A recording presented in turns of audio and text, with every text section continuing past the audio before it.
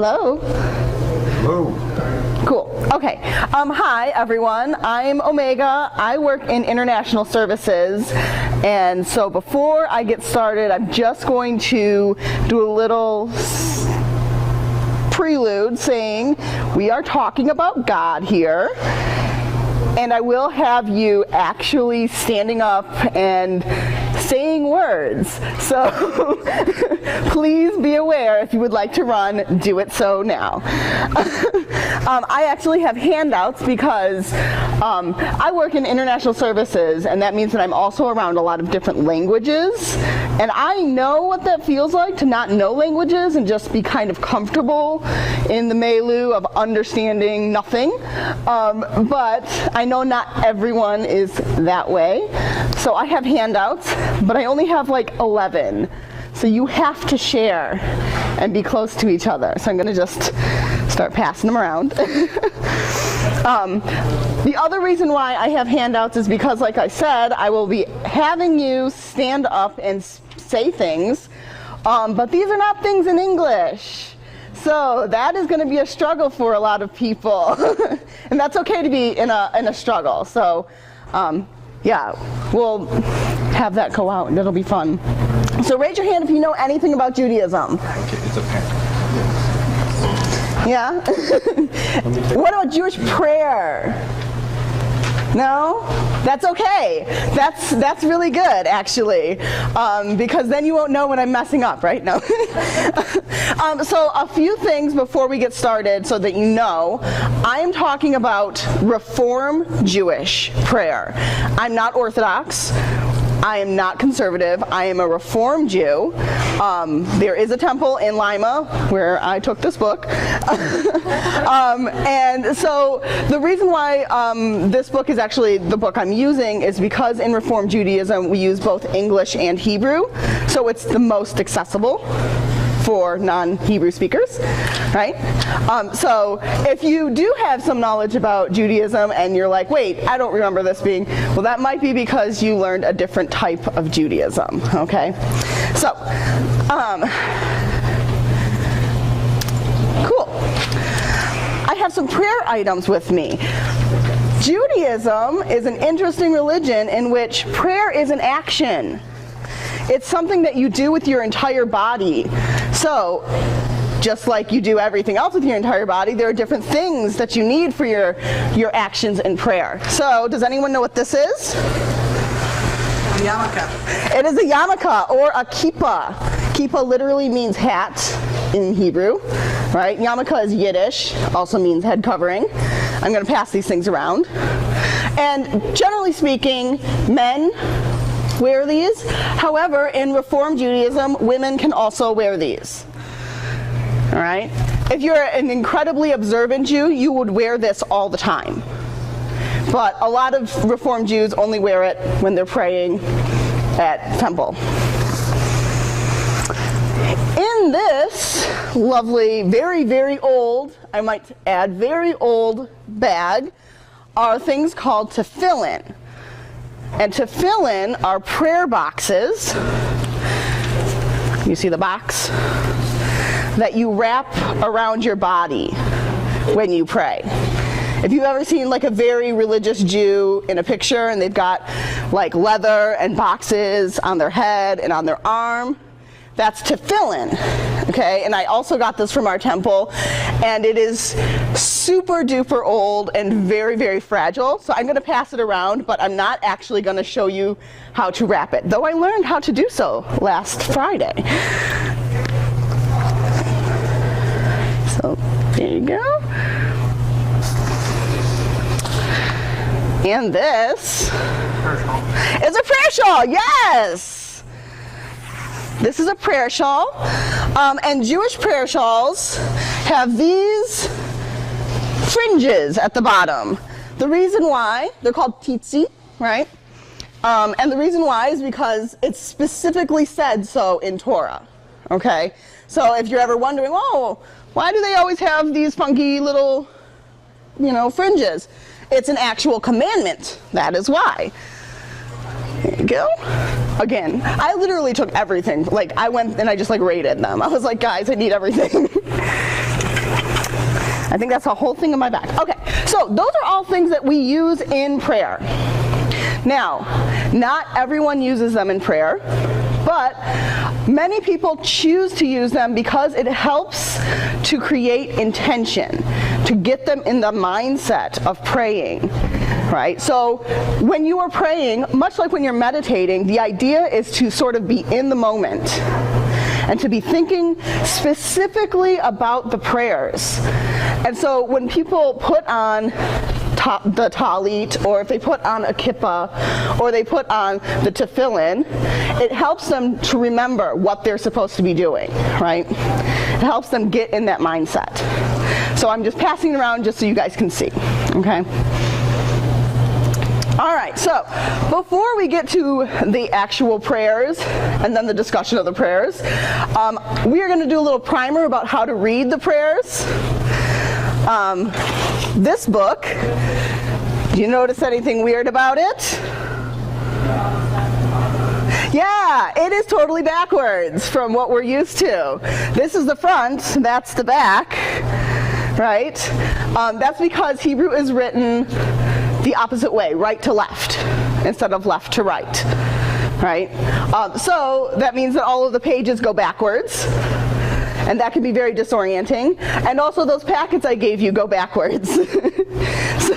So if you notice, I stapled them on what you would consider the wrong side, right? The wrong side. But in those packages, you will see, except for the first page, that the English is on the left hand and the right hand side is the Hebrew. It's the same thing, okay? But the English that's on the left hand is a transliteration. What does transliteration mean? Does anyone know? You want to guess? Like an interpretation rather than like a literal translation. Yeah, it is an interpretation of the sounds you would make when you're speaking Hebrew. So if you can't speak Hebrew or read Hebrew, you have English approximations so that your mouth will make the words that you're supposed to say. That's how you can read the Hebrew prayers. Underneath that are the actual English translations that has the actual meaning so you know what you're saying. Now, we always encourage young children to actually learn Hebrew, but this is America. That doesn't always happen. And so most Jews actually do not know how to read Hebrew. They read the transliteration, the English transliteration, okay? And then they learn the meaning in English. So you're in a good company here, hooray! Maybe they might be able to like read the alphabet or like read very, very slowly, but they wouldn't really be able to read at speed, okay? So don't feel too confused or bad, you're not alone, all right? Okay, so the structure of prayer.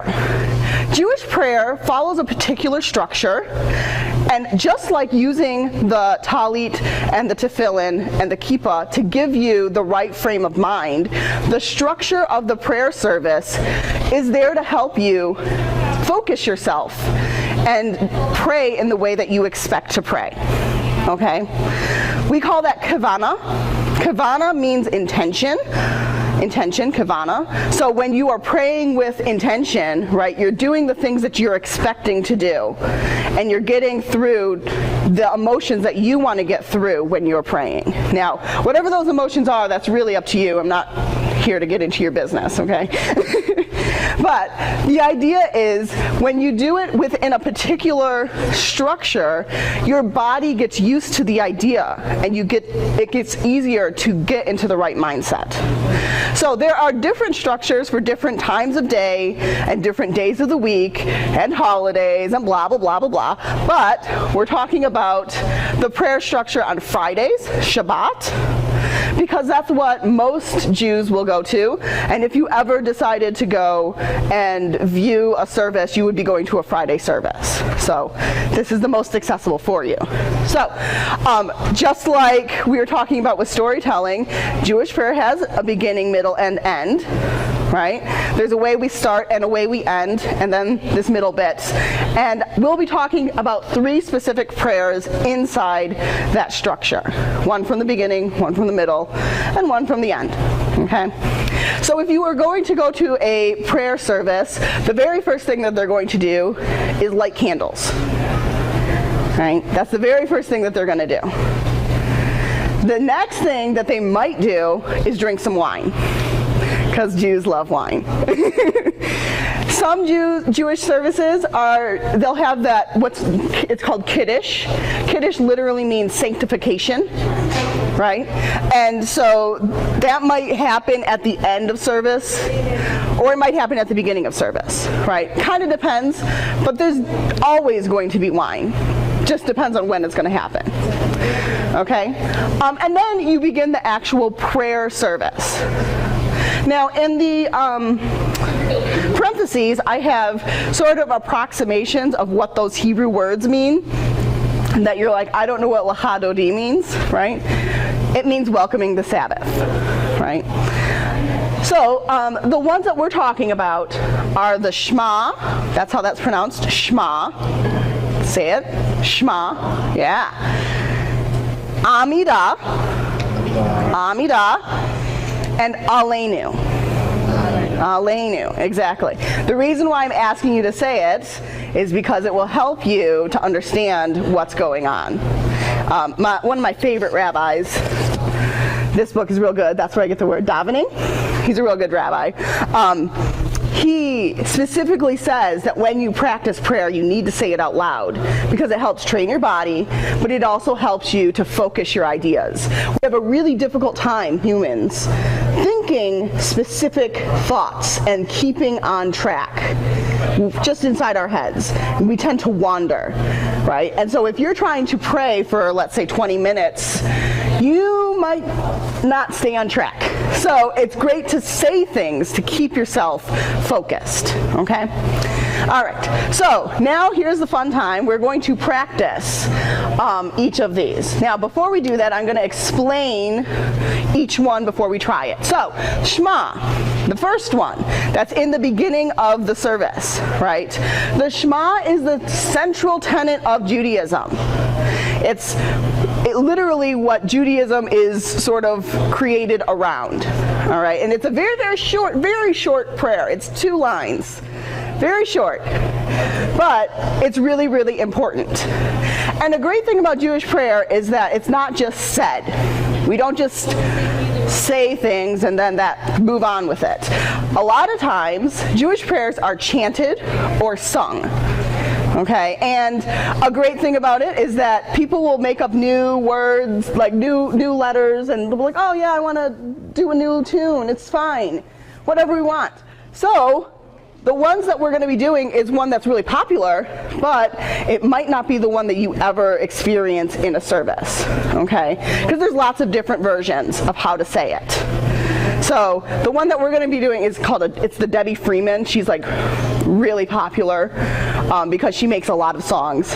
And it's really catchy, but you might not actually hear it at services. You might hear one that's more chanted rather than sung. The reason why we do that is, again, to keep people focused, right? Especially because people don't speak Hebrew. It can be very difficult without a cadence to understand what you're doing. And a lot of people will say, oh, I went to this service and they changed the lyrics or they changed the cadence and I just got completely lost, right? If you're like fluent in Hebrew, you can just like mess around with it all you want. But if you're not, you really kind of rely on that pattern to keep you focused and know where you are and not get lost. Okay? So another important thing to note in your packets, I have underlined certain words. The reason I've underlined them, you totally have my master copy, and I'm so sorry. It's not stapled at all, so yeah. I've underlined words, and the reason I've underlined them is because they're repeated when we say them. Now, it doesn't say it, obviously, in the actual packet. They just kind of expect that you know that this tune is going to repeat that word, but you don't know that, so I underlined it to help you stay on track so you don't get lost, okay? I've also highlighted where we're starting on different pages because there's a lot of words there, and we're not going through the entire packet. Some of it's just there to show you, okay? So, the first one, if it works, is Debbie Friedman's. And another important thing to note. Remember I said standing. These are all standing prayers, which means you have to stand up when we say them. Yeah, that's right, stand up. All right? Why? Because oftentimes when we're praying in the presence of God, you want to be in a state that is particularly respectful, okay? All right. Did it work? Okay.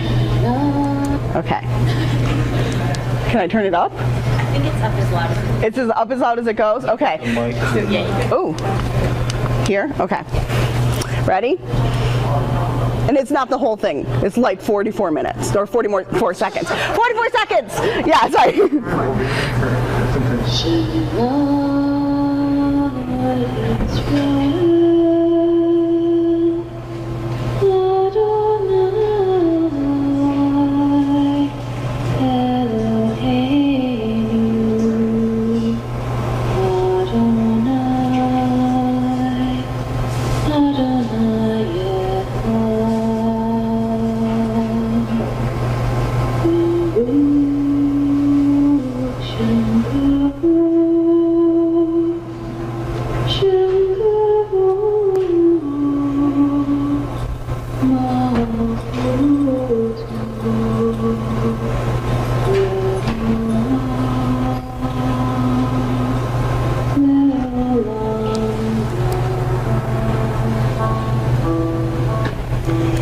All right, so then it goes into another prayer, which we're not doing today, called the V'ahavta. Literally means love. And you guys probably know that prayer, that you shall love the Lord your God with all your spirit and all your mind and all your soul. That's the prayer, except we usually do it in Hebrew.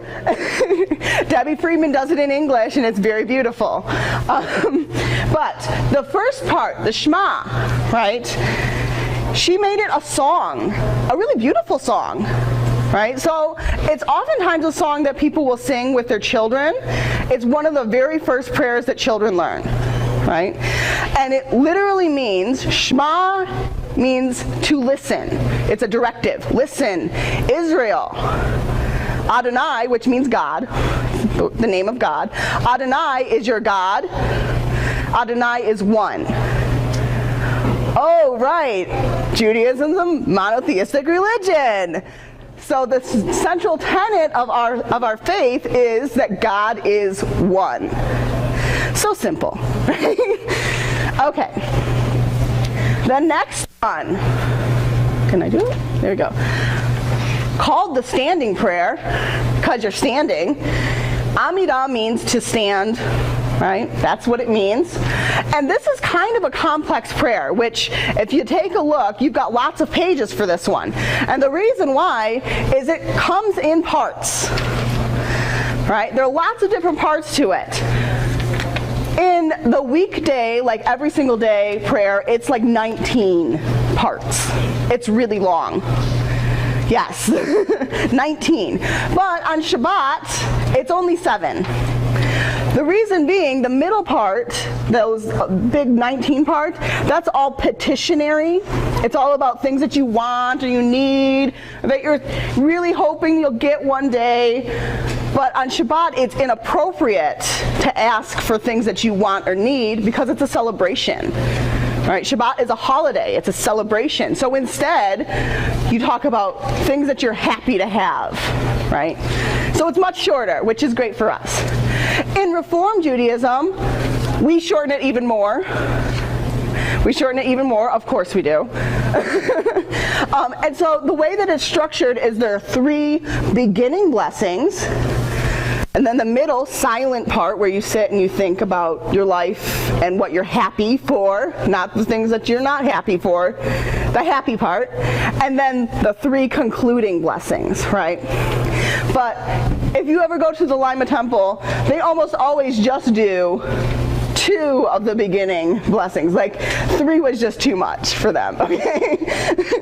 But there's also this thing called a prelude, right? It's called the prelude or tefillot, and the reason we have that is because the middle part of the prayer service is the height of prayer service. It's when you're literally supposed to be talking to God.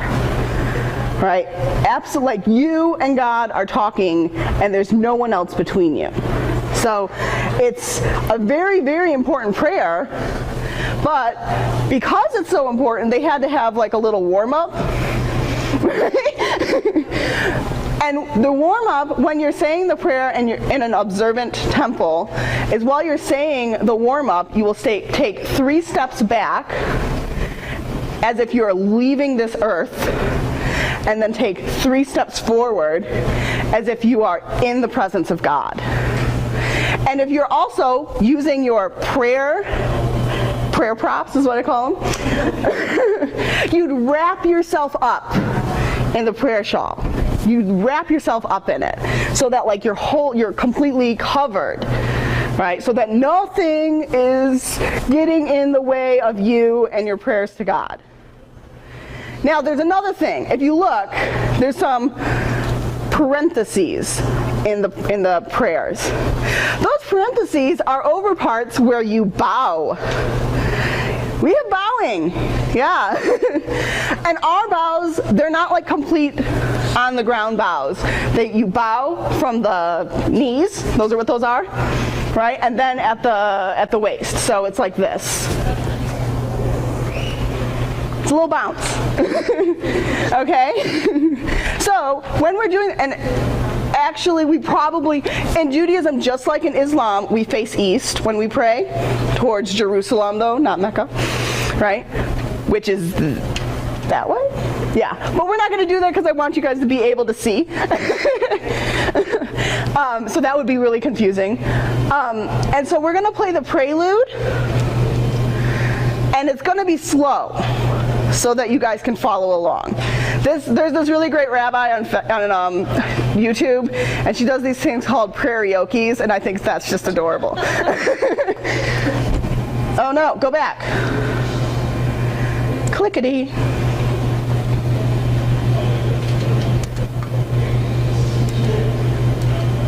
Where's the music?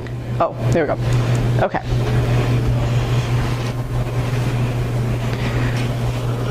Adonai Sefatai Tiftach Ufi Yagi Tehilatecha. Pretty easy, right? Now we're going to try it together. You guys are going to actually say the words. Oh no! Okay, ready? Adonai Sefatai Tiftach Ufi Yagi Tehilatecha. Wasn't so bad, right? I know, it was so hard.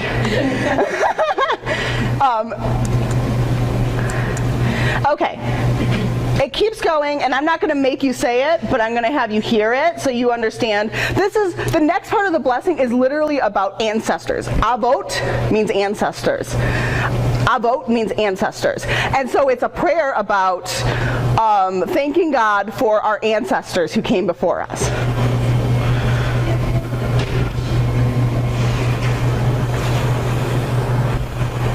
Baruch atah Adonai Eloheinu Velohei Avoteinu Ve'imotenu Elohei Abraham Elohei Yitzchak Velohei Yaakov Elohei Sarah Elohei Rivka Elohei Leah Velohei Rachel Ha'el Hagadol Hagibor Ve'hanora El Elyon Gomel Hasadim Tovim Ve'konei Hakol Ve'zocher Chasdei Avot Ve'imahot Umevi Geula Livnei B'neihem ma'an shemo be'ahava, melech ozer u'moshiach u'magin, Baruch ata Adonai, magin Abraham ve'ezrat Sarah. Did you see where it said Avot? Did you see it? It said Avot in it. That's where they get the name from, Avot, right? So, those are the first two parts of the Amidah, right? And where it said Baruch Atah Adonai, that's where we're doing that bowing part, right? So it would be Baruch Atah Adonai. That's how it goes, right? Okay, so the next one, my favorite prayer. My favorite prayer is the Aleinu, and it comes at the end of service. So after you've read Torah, after you've thought about people that you love, all of that stuff, this is right before you get really, really sad and talk about dead people. Okay? But actually, this one is also talking about dead people, sort of. And my favorite thing about the Aleinu is that it is it's got a controversial part that we've taken out of it, and it shows that Judaism has changed over the years. So this is the part that's omitted, and you have in your part, there should be a highlight where it would have gone. The omitted part says, "For they worship vanity and emptiness, and pray to a God who cannot save." It's literally after they're thanking God for creating Judaism, right, and setting our lot apart from other people. And what other people? Apparently those who worship in vanity. And that part is very problematic. So you can't even find it in our prayer books. They literally took it out, right? They took it out. So I think that's one of my favorite things about Judaism, at least Reform Judaism, is that it changes over time to change with the way that we perceive each other, our relationships with each other. So, the Reform Aleinu, I'm actually going to say, because I don't like, they changed it so that it's not the entire thing. But that means I have to find it. Can I do this? Can I? We'll find out. Maybe.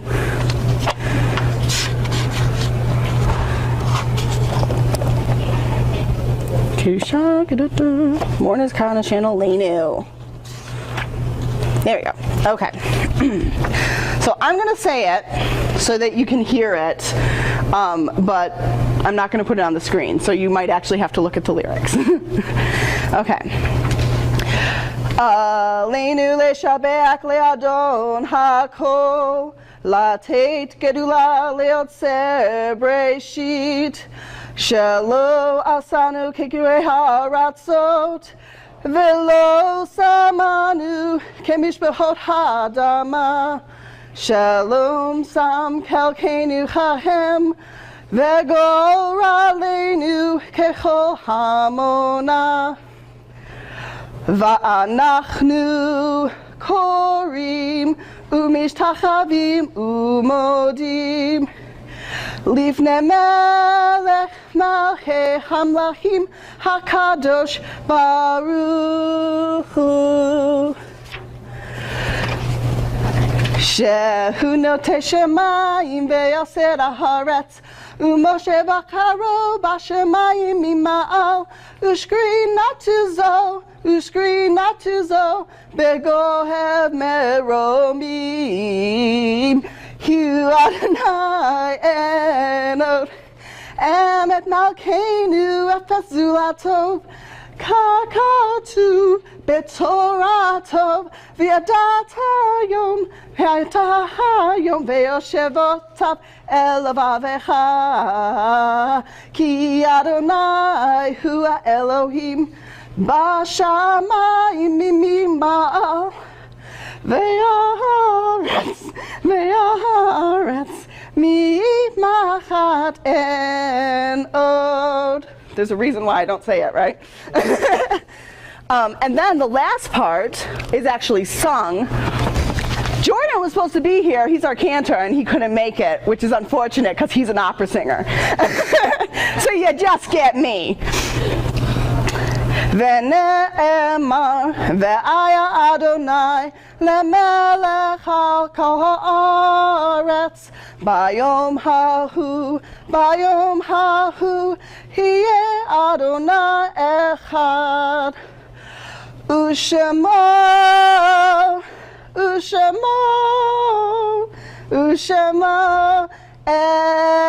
אחד. So, the reason why I didn't do it is because I don't do the whole thing. But that's the Elenu. Okay.